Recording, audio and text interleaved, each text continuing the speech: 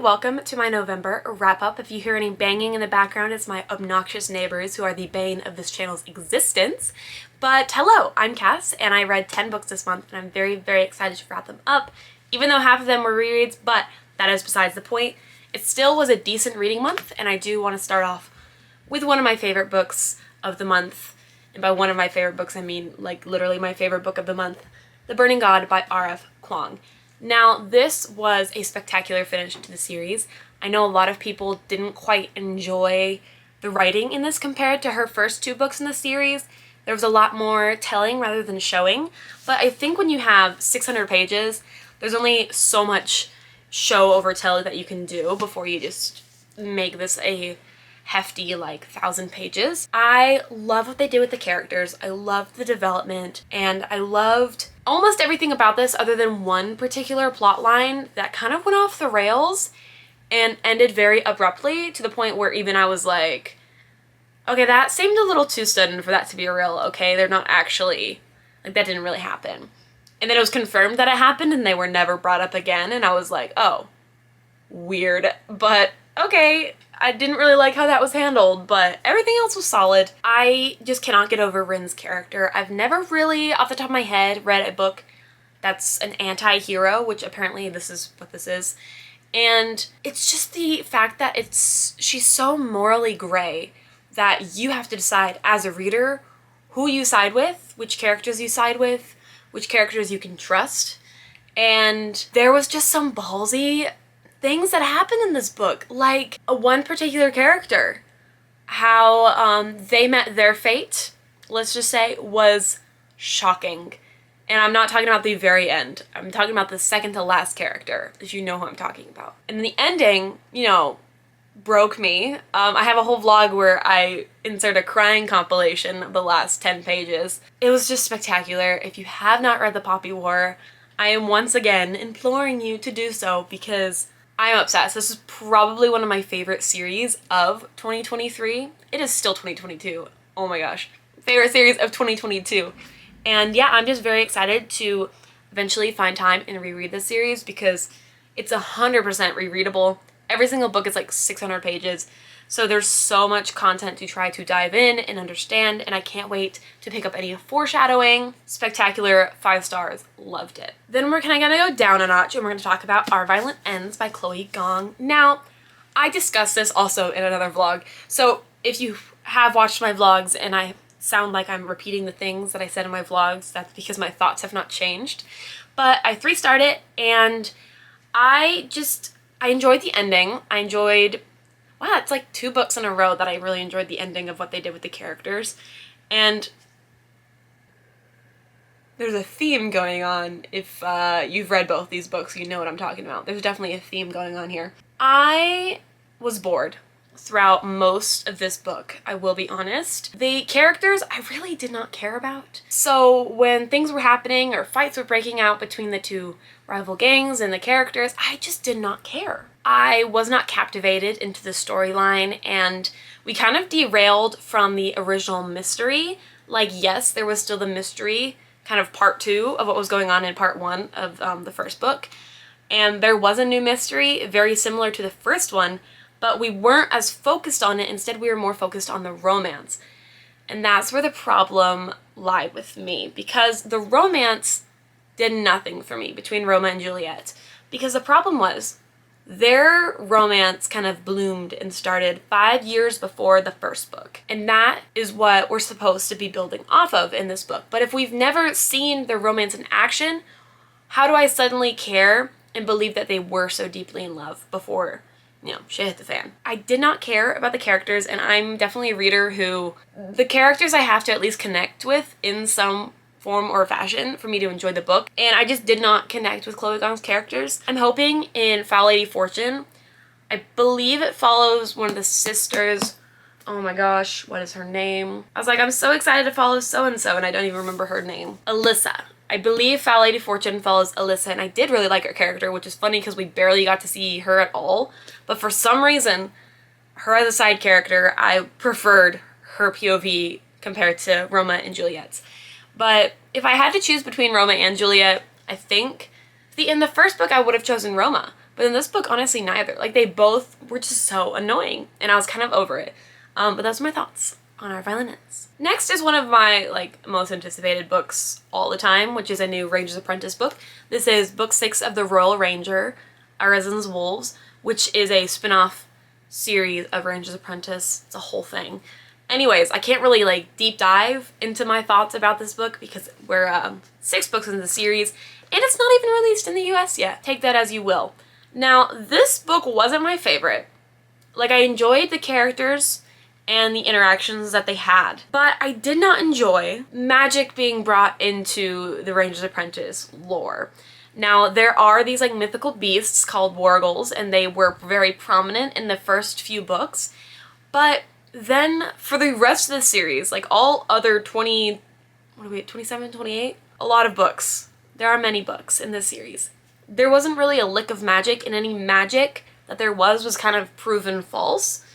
And this had, like, not mind reading, but, like, mind communication. Felt like it became a sci-fi book. The villain was trying to summon a demon, and that's where it really lost me. Not because, like, I'm against books that have summoning demons, because I think it's a cool plot line, but it felt so out of place for John Flanagan's universe, and so it wasn't my favorite, but I do have to accept it as canon. That is my thoughts. I did 5-star it though, because I literally cannot not 5-star any Ranger's Apprentice books, because it is literally my all-time favorite series in the world, and I wish this wasn't only 260 pages and a standalone. Like, the story arc started and ended in 260 pages. Yo, Penguin, Random House Australia, you suck. Okay, you suck. Next, we have A Far Wilder Magic by Alison Saft, which was the Wyverns Words November Book Club choice, and I 3-starred it. I was so incredibly bored with this book, and this book was so incredibly bland. I'm not even kidding you. This book will not stick with me whatsoever. Wes, and whatever the frick her name is, Margaret, not my favorite characters whatsoever. Their apparent and sudden romance, don't even get me started. Where was the chemistry? There was no chemistry. The plot line was essentially leading up to this big hunt of this mythical creature, and then when that finally did happen, it wrapped up like that. It was insane how quickly this thing that we'd been building up all book just occurred, and then the book ended. And I was sat here like, why did I waste my time with, how many pages was this? A little over 350 pages, when clearly you could have just written like a short story in 150, because there was no development in the plot. Like, what even happened before the hunt? It was just so bland in every way. The author really tried to set things up at the beginning with the characters' goals and their aspirations and how the world and the politics were working, and the politics were garbage because there was nothing. So why are you going to waste time discussing these things when it felt like there was no relevance later in the story? Yeah, our live show where we discussed this, me and Katie, where we discussed this was short because we literally had no thoughts because the book was just so bland. 3 stars if you want to hear a more in-depth discussion. You can see the live show. It's saved on Katie's channel, but we really don't have much else to say other than that. I don't even think this deserves 3 stars, honestly, but we'll say 3 stars. Next is another 3-star read, and that is The Cheat Sheet by Sarah Adams. Now, I thought this originally was a high school romance, and so the concept was kind of cute. Oh, an ex-ballerina and a football player. I thought it was like, oh, she was trying to like help him cheat on tests or something, I don't know, to like stay on the football team. That's literally what I thought from the title, and what I thought I've heard from the description of this book. That is not at all what it is. She's a ballet teacher and he is an NFL player. She gets drunk and confesses to a reporter that she's in love with her longtime best friend, and then it gets really good press. So then they fake date. But they both like each other, so the fake dating doesn't even it's just them pining for each other the whole time. I love fake dating, but when it's fake dating, but it's obvious that both characters like each other, because we did get both POVs in this book, and it's obvious that both characters like each other, and it's like the miscommunication, like the constant miscommunication. I hate it. I hate it. However, I read this book after The Burning God, and so I needed something that was shitty, if that makes sense, to keep me in the reading mood, but to not let me down. I had like no expectations going into this, and so reading it after a spectacular fantasy political heavy novel and going to a fun cutesy little romance, very fun, but very bad. I didn't really care about the characters either. The ending didn't even stick with me. I literally had to just look at it because I couldn't remember what happened. I hated the ending. It was very stupid and rushed. It was what I needed at the time, because sometimes you just need a book to bounce out of a hangover or to like not get a hangover. This was my hangover cure, okay? I drank it the next morning for I didn't get a hangover or at night. I clearly don't drink much because I don't know when you're supposed to drink a hangover cure. The next 5 books I'm gonna kind of briefly gloss over because it's all Ranger's Apprentice and it's all rereads. So we start with book 1, Royal Ranger, A New Beginning. It used to be called book 12, The Royal Ranger, and then John Flanagan liked the character he created so much he decided to make a spin-off series, which he better freaking do with Gillen. If Gillen does not have a spin-off series by the time I meet John Flanagan, whenever that may be, I will throw hands. Politely with my words, because I want him to keep writing. But I really want a Gillen spin-off. Anyways, book 1. Gets me every time. All 5 of these I read on my phone at the beginning of the month because I wasn't really in a big reading mood, like a physical book reading mood. For some reason, I had like a little book slump of physical books, but I could read digitally on my phone. Definitely not my favorite from what I remember of Ranger's Apprentice, like the main series. Like I remember enjoying this a lot more last year and the years prior. This year I just didn't as much, and I don't know if it's because I read it on my phone. I don't know. I still enjoyed it. All of these next 5 books are 5 stars, obviously. It's a good start. So solid. The character development and the things that these characters go through pull at my heartstrings, and I love it. And it hurts. So good. Next we have The Red Fox Clan, which honestly I enjoyed the reread of this like a lot more. In fact, I enjoyed the reread of all of these books a lot more than I remembered. All of these kind of blurred into one with their plot lines, I'm gonna be honest. But I love seeing Maddie be an independent bad bitch in this book, and I just wish there wasn't so much of a time skip between book 1 and book 2. I think it skips to her 3rd year of apprenticeship, her 3rd or 4th year of apprenticeship. So she just completed her 3rd year of training and she's going into her 4th year, which is cool because that means we might get to see Maddie as a fully fledged ranger, which I hadn't actually thought about, but I also want to see more of like her growing and learning as a character. So I don't want that to end. Then, oh my gosh. Then Duelet Heirloom is kind of the part 2 of part 1 of book 2. What? Yes. Book 3 completes part 2 that was started in book 2. What? Okay. This completes the story arc of the 2nd and 3rd books. This cover is badass. It's literally one of my favorite Ranger's Apprentice covers. I love Cassandra and Maddie being just bad bitches. I love the exploration of like secret passageways in the castle.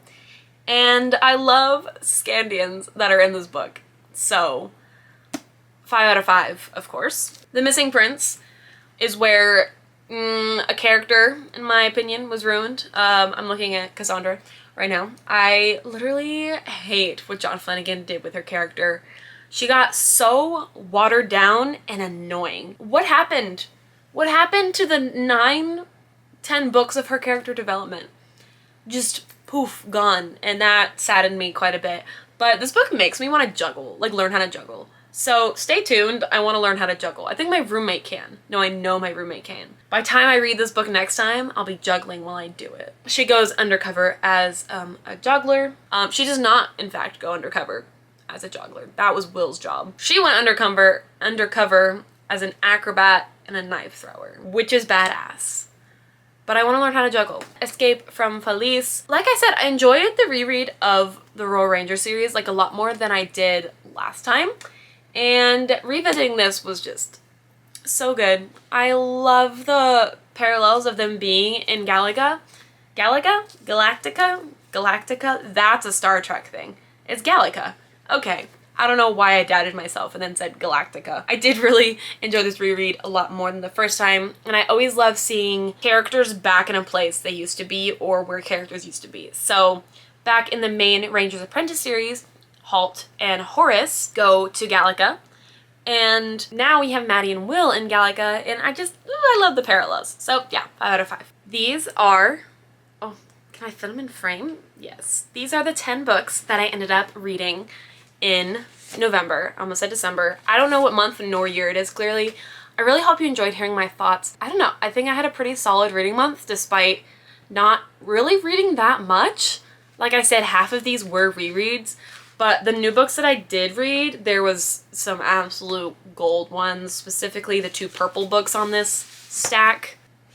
Spectacular, stunning, groundbreaking. I cannot wait to read Babel by R.F. Kuang and hopefully be emotionally destroyed again because it was so good. It was so good. But thank you so much for watching. I really do appreciate it. Thank you so much to my Patreons who are part of the Chaos X Cass book club.